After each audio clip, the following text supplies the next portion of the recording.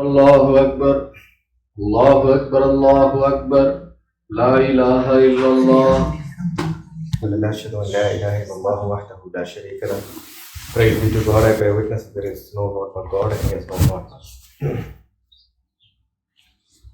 So in this khutbah, inshallah, we look at what the Quran speaks about a rich believer versus a poor disbeliever. First thing I would like to say is that a disbeliever is always poor. Regardless of what material wealth they have, they're still poor. Because the definition of richness and poverty is very unique in the Quran. And inshallah, through this khutbah, we'll also understand the real secret behind perfect wealth. What does the Quran tell us, or what kind of guidance the Quran gives us in order to achieve perfect wealth? We know that God promises the believers perfect wealth. Now, perfect wealth does not necessarily mean that I have a $10 million account and you have 20 million or 50 million. It means that whatever provisions that come to us, we will be taken care of. God will provide. And we will be happy, contented. But how do we achieve this? Most of us are not at that stage. If there are people in the congregation who have achieved that stage, that's great, congratulations. But otherwise, most of us feel that we have not achieved that perfect wealth.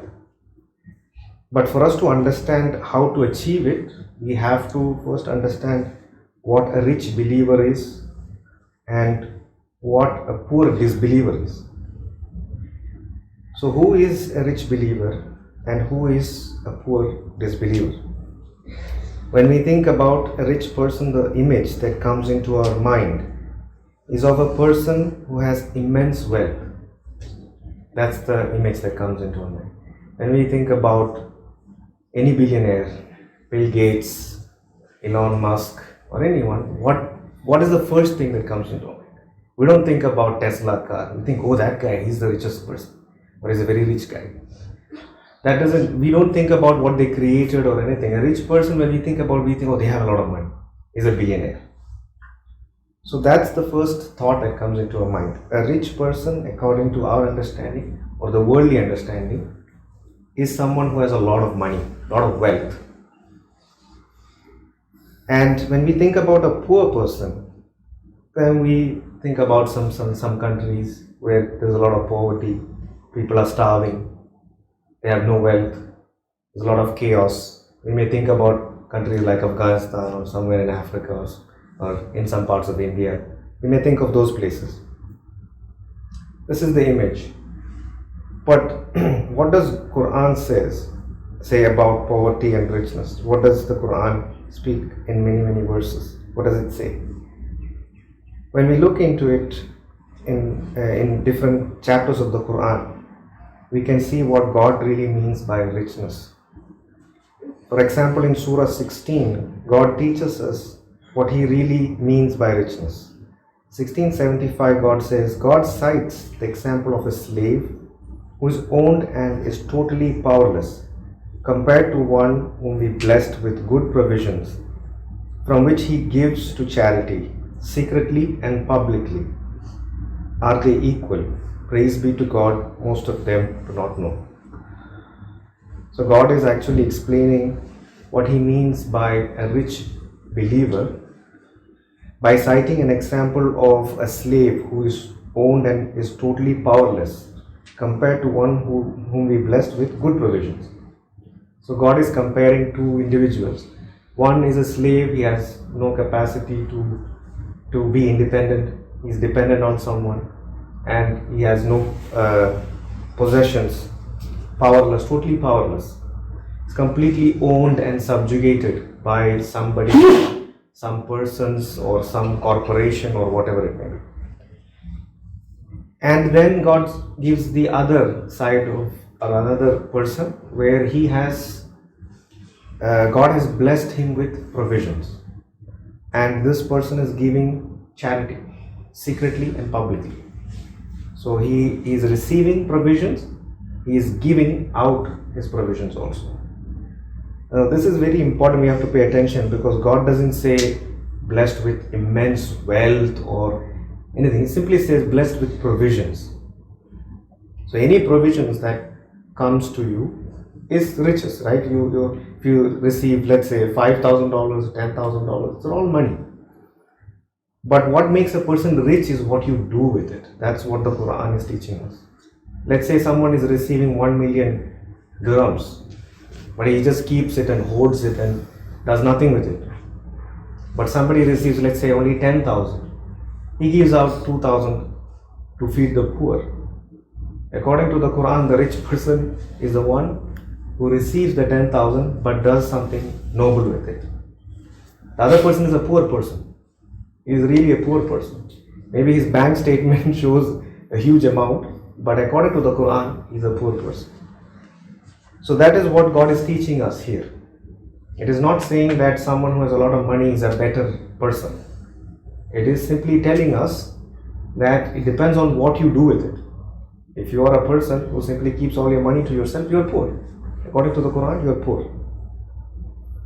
And that's why God says, praise be to God, most of them do not know. Most people have a very wrong idea of richness and poverty.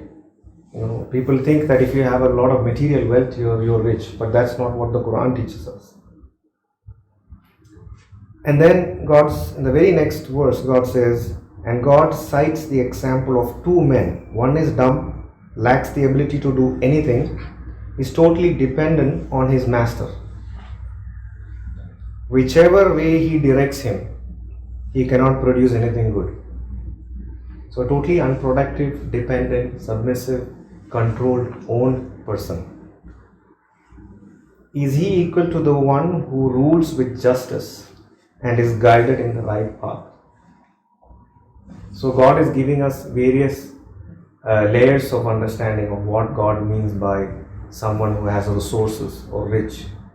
So it can be guidance, it can be provision. Actually, guidance is also a provision. There are verses in the Quran which says that guidance is provision.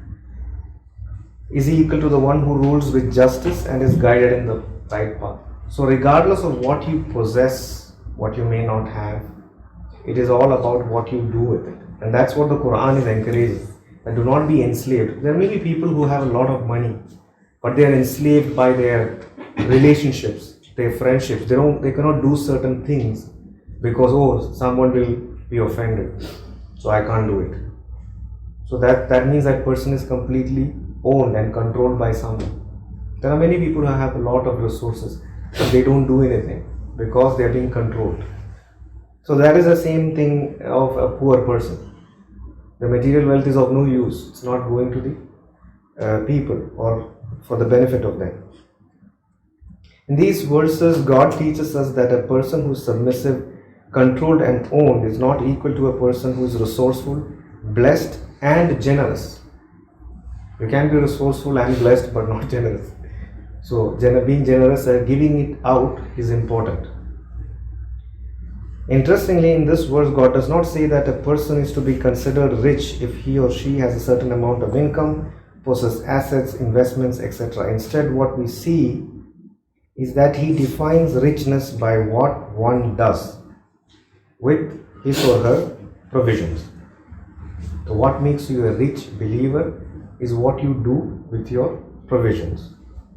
So like I said, somebody can earn 1 million and somebody earns 10,000. But if the 1 million is simply sitting and rotting in the bank or wherever it may be, it's not going out to the people or in a righteous cause, it's a useless money. 10,000, a person who's earning 10,000 but spending 2,000 or whatever it may be in the cause of God as charity or whatever, is a rich person. And inshallah we'll see in the verses how God explains this. Therefore, we know from the Quran that good provisions come in various forms. It can be influence, knowledge, wisdom, wealth, power, etc. Every such blessing is a provision from God. Therefore, richness in the Quran is not merely possession of material wealth.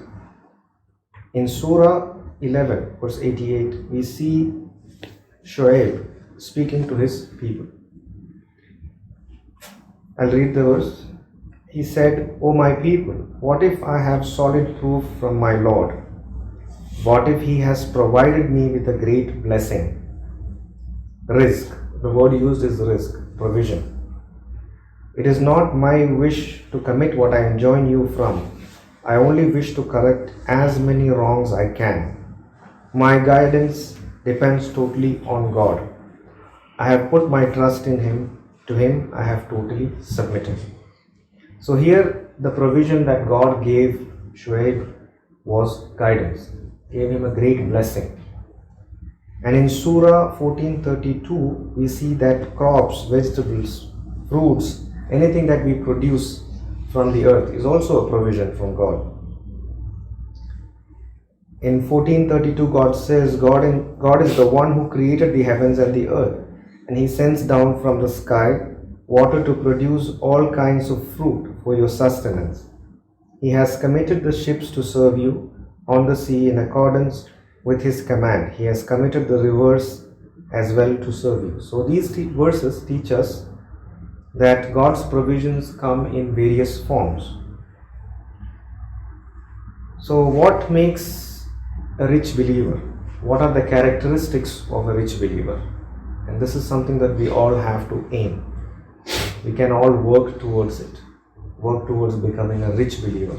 Again, rich believer does not necessarily mean that you have 100 million or 10 million or whatever. You may have it and do more, but we cannot categorize a person merely because of his financial status.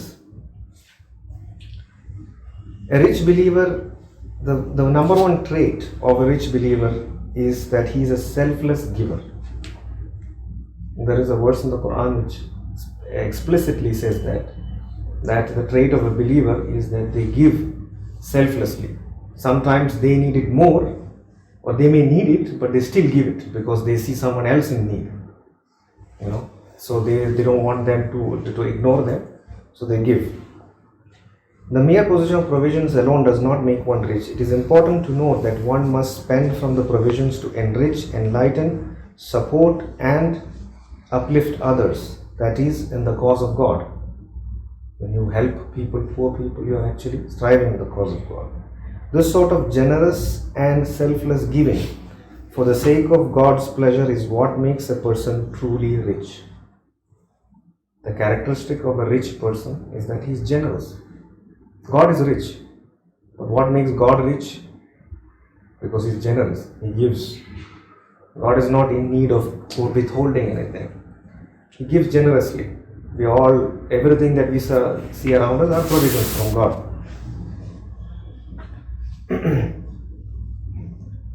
We also learn from the Quran that stinginess is not the trait of a believer. So what makes a person, a believer, rich is that they have this quality of stinginess. Stinginess is a very bad trait. This is absent in the case of a believer. We see this in Surah 59, verse 9. As for those who provide them with a home and a refuge and were believers before them, they love those who immigrated to them and find no hesitation in their hearts in helping them. In fact, they readily give them priority over themselves. This is talking about in the context of war, where people are immigrating and the believers are eager to help them. In fact, they readily give them priority over themselves.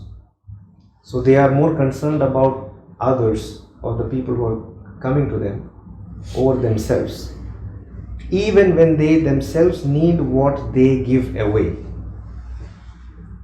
So they may have food and people are coming in and they know that I might not have, if I give away, I might not have food after a week, but they still give away because they can't starve people just because I can feel secure after a week or so. So this is the nature of a rich believer. A rich believer is not worried about the future. What will happen? What if? This is fear, right? It's a fear of poverty, basically, or lack. And God says at the end of this verse, indeed, those who overcome their natural stinginess are the successful ones. So we have a natural stinginess. We want to keep things to ourselves. We don't want to give away. We have this feeling, what if it doesn't come tomorrow?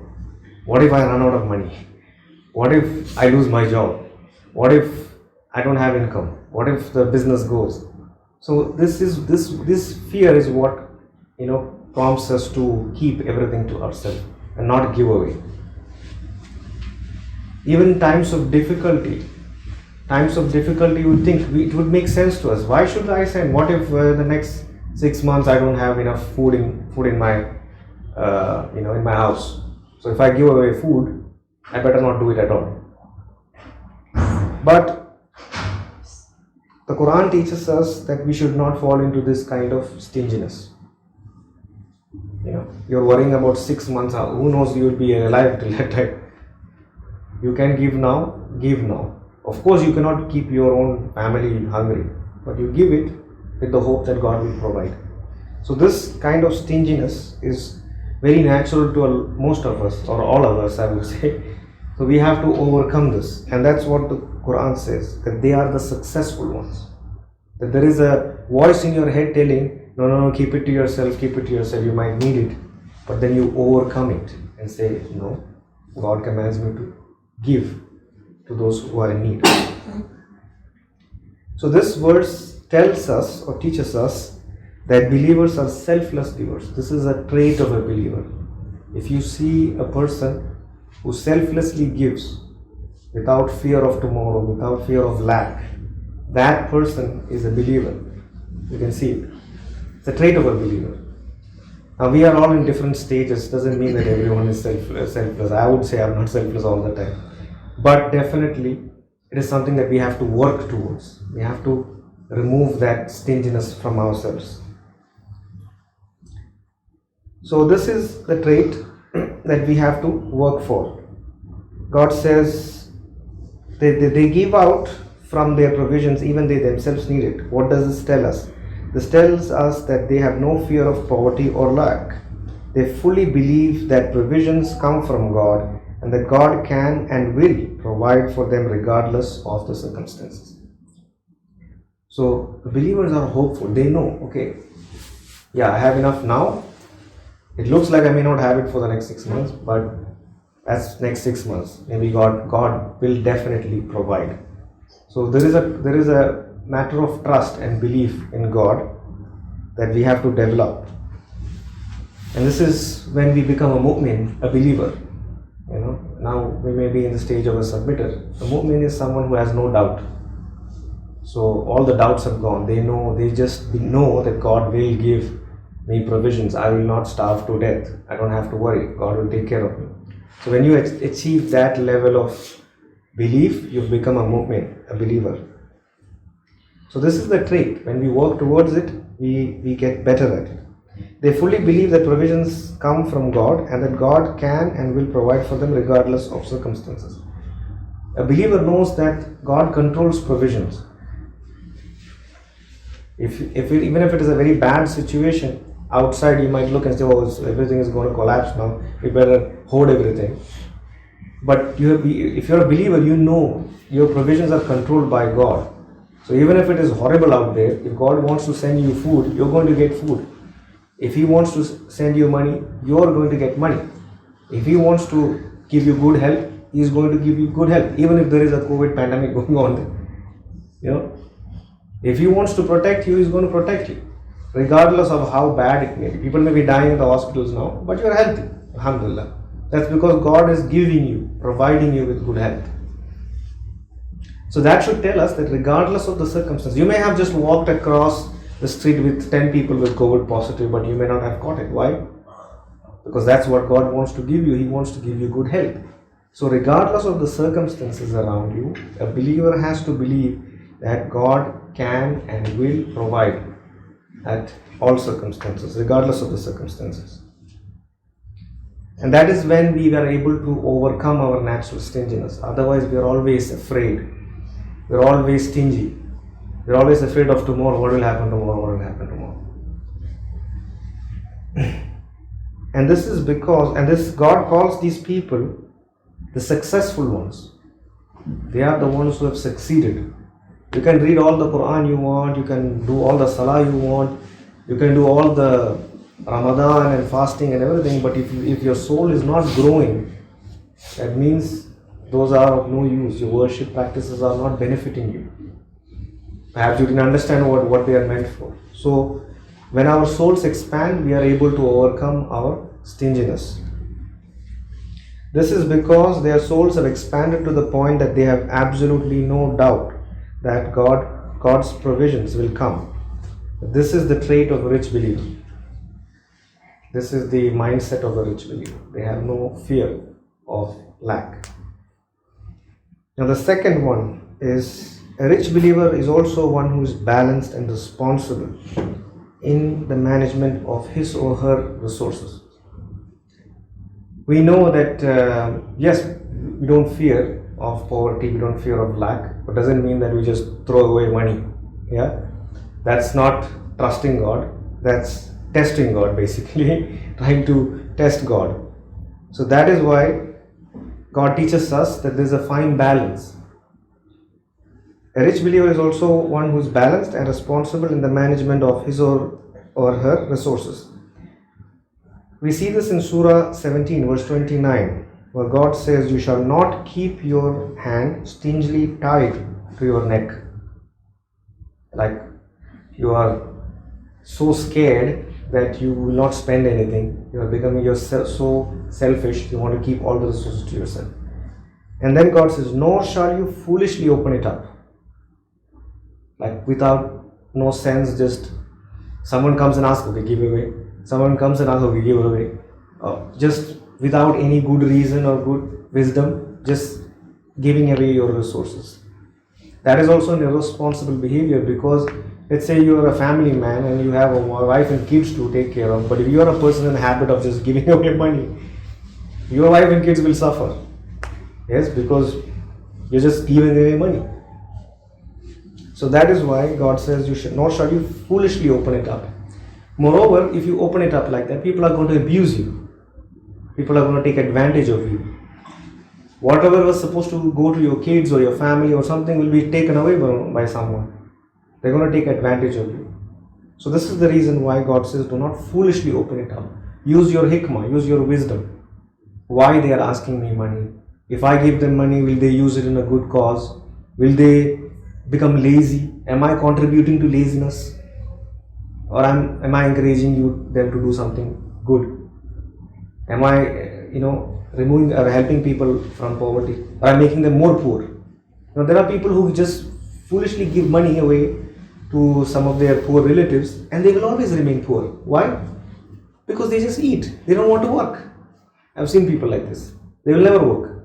And these are able-bodied, healthy people. You encourage them to go and work, they will not work. Why? Because you are giving me every month enough money, I can live comfortably. Why will I go and break my head? So instead of benefiting them, and they will remain poor always. They will always be just there to take money from you. So you're not removing poverty, you're actually contributing to poverty by giving them too much. So this is the reason why God is saying that you shall not foolishly open it up. Use your hikmah. Or give the money, but make sure that they do something good with it. Maybe they'll do a job, they'll find something, or you could give them for tuition studies or whatever. But that's the basic idea. Lest you end up blamed and sorry. Very important point. God says, lest you end up blamed. If you just foolishly open up, people who are depending on you are going to blame you at the end. You wasted all the resources. You had enough money with you, but you just wasted it. Now we need it. You can't give it. And then you will be sorry because you can't do anything about it. So God is giving us a very, very balanced way of dealing with our financial status. Don't be too stingy that you just, are full of fear, and at the same time don't be foolishly opening it up. In Surah 72, verse 9, God teaches us that we should not keep our hands tied to our necks, nor shall we foolishly open it up. This is because a rich believer, while generous and selfless, understands his or her responsibility towards himself and others. See? So being generous does not mean that you become a fool and just start giving away like hotcakes, whatever, free. But you use your wisdom basically, because there is a responsibility also. This is the trait of a rich believer. A rich believer is very good in managing finances. So if we are struggling, that means we are not yet good rich believers. We need to work on it. He does not fear poverty or lack, but he also does not open his resources foolishly for others to take advantage of and cause it to be wasted. God does not like wasters. So if your money is being used by someone and you know that person is wasting all your money, so that means you're not spending it wisely. You're opening it up for people to just take it and just waste it any way they want. So wastage is also something that a rich believer is aware of. He spends wisely, he invests wisely, he carries out his responsibilities, he prioritizes. There is a priority also when we spend. That's also taught by the Quran.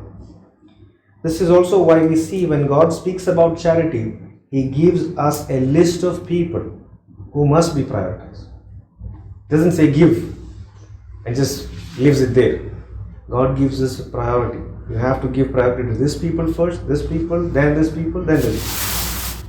So God is basically everything that we do, there is a wisdom behind it and there is a way we have to do it. We cannot just do it in any way we like. He gives us a list of people who must be prioritized. A rich believer knows his or her priorities. They know the priority and spends accordingly. They are not stingy, nor are they irresponsible spendthrifts. So this is what we learn from the Quran. The third point, the Quran also teaches us that a rich believer gives in moderation. Does not give excessively, he gives in moderation. He is not excessive or extravagant with his giving. So this is also an important trait of a rich believer, person who really knows how to manage wealth according to God's commandments. We see this in Surah 25 verse 67, where God says, when they give, they are neither extravagant nor stingy. They give in moderation. So they give, even if you have, let's say, 10 million, and you could easily give 5 million, but you don't. You think, what will that do to that person? Will it benefit them or make them more lazy or whatever? Is that required? Is that really required? So that is why God says they give in moderation. They use their wisdom to give away money or any resources that may be. And in Surah 17 verse 26, God says, you shall give due alms to the relatives, the needy, the poor, the traveling alien, but do not be excessive, extravagant. So first God tells us to spend, then He gives us a list of people that we have to prioritize, but then at the end says, but do not be extravagant, even for them. It's not about general any charity. Even for people like that you are giving, don't give them too much, that you end up spoiling them. So if you feel, but I have, let's say if you are a millionaire and you have 2.5% zakah that you have to give, that's a huge amount of money. So you divide it so that everyone gets their share, but at the same time, nobody becomes so comfortable that if you have 1 million income, 2.5 is a significant amount, you can live aram say, very comfortably, that you spoil people also. So that means you're not using your wisdom to give away money.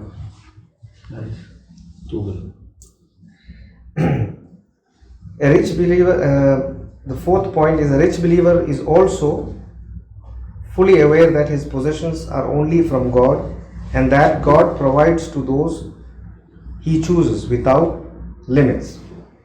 So a rich believer is also someone who understands that all provisions come from God, and therefore that God provides to those He chooses without limits.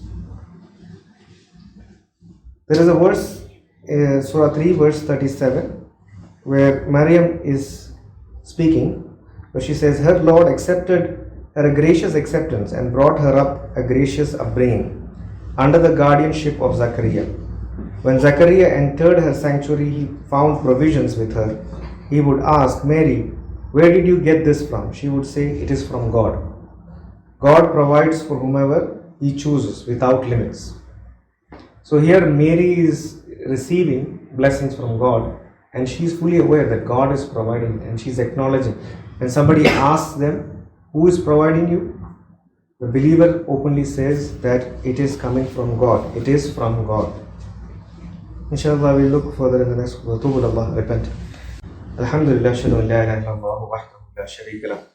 Praise be to God, I bear witness that there is no God but God, and He has no partners.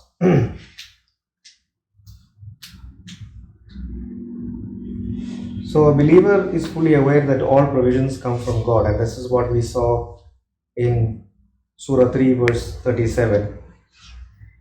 And the fifth is that a rich believer enjoys provisions from God and do not prohibit provisions permitted to be enjoyed by God. We know people who are prohibiting God's provisions. They say that this is haram, this should not be done, this should not be done.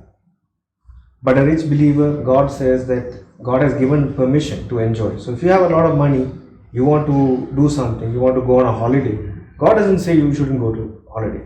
But if someone is a little bit jealous of you, they're going to say, no, you are wasting all your money and you're prohibiting, they will prohibit things for you. Because they have this sense of lack in their mind. And this is, if you are a person who earns 10 million in an year or whatever, in a month or whatever, you have the resources, so you are free to enjoy certain lifestyle. Others prohibit. I have actually seen this, especially in some communities. They will say, no, that is an extravagance. But the person is earning 10 million a day, he can build a 2-story or 3-story house. And because he's doing that, other people are getting jobs. Right? If he never built a house, who's going to have construction workers? Who's going to hire construction workers? So people with resources will spend. They will live a lifestyle, and there is nothing wrong in it. That's not extravagance. Extravagance is wastage, basically showing off or doing something very unproductive. That is extravagance, and that the Quran prohibits. But everything else is permitted. If you have a certain income, you are free to spend. A rich believer uses his provisions to seek the hereafter and do not use it to spread corruption on earth. This is another trait of a believer. If you have a lot of money, we know politicians are bought by corporations. If you want a particular government policy to be run for the benefit of your business, you're going to buy the politicians, you're going to give them donations, huge donations, so that you can influence the government. This is misuse of God's provisions. So this is basically you are promoting corruption by giving money. This is what we see in Surah 28 verse 77. Use the provisions bestowed upon you by God to seek the abode of the hereafter without neglecting your share in this world. Be charitable, as God has been charitable towards you. Do not keep on corrupting the earth. God does not love the corruptors. So people use money, wealthy people use money to spread corruption in the world also. Influencing politicians, buying politicians, bribing them. These are not the traits of a rich believer. Rich believers don't do this. They use their money for good purposes, for the hereafter. Rich believer is appreciative of God because he knows that God gives more and more to those who are thankful. Another trait of the rich believer is that he is very appreciative, thankful. Why? Because he knows that the more we thank God, the more He gives. This is in Surah 14 verse 7, where God says, your Lord has decreed, the more you thank me, the more I give you. But if you turn unappreciative, then my retribution is severe. So these are the traits that make a person wealthy. and rich in the eyes of God. So if we need perfect wealth, we need to experience perfect wealth, we have to abide by this Quranic conditions. There are many more, but since the khutbah is being too long, I'm cutting it short. So this is what basically what the Quran is teaching us, that all these traits if we have, we will experience perfect wealth. We have this selfless giving nature, we have a lack of fear of the provisions coming from God. We generously give, we don't hold back, we don't use money to influence politicians or bribe them or even bribe anyone. We give priority to people, we don't spend our money any way we want, but we give in the priority according to what God has commanded. We don't foolishly open our wealth away for people to take advantage of. We don't foolishly give away and be blamed eventually by people. And at the end, a believer uses his provisions to seek the hereafter. The ultimate goal of a believer, no matter how rich he may be, whether he may be earning 10,000 or 20,000 or 1 million or whatever it may be, the goal should always be the hereafter. So if we abide by all these Quranic commandments, God promises us perfect wealth. The fact that if any one of us is not experiencing perfect wealth is because we are failing on certain commandments of the Quran. We may be spending too much, we may be spending less, very less, we're keeping all to ourselves. We may not be prioritizing charity, we may not be giving, or we may not be appreciative. God says, the more you thank me, the more I give. So maybe we are unappreciative. So there are many aspects why we are not experiencing perfect wealth. When we clear all those and we move towards being that rich believer, we will experience perfect wealth. May God guide us and help us in achieving that. It is a process. May God guide us and continuously guide us in achieving this great status. Amin.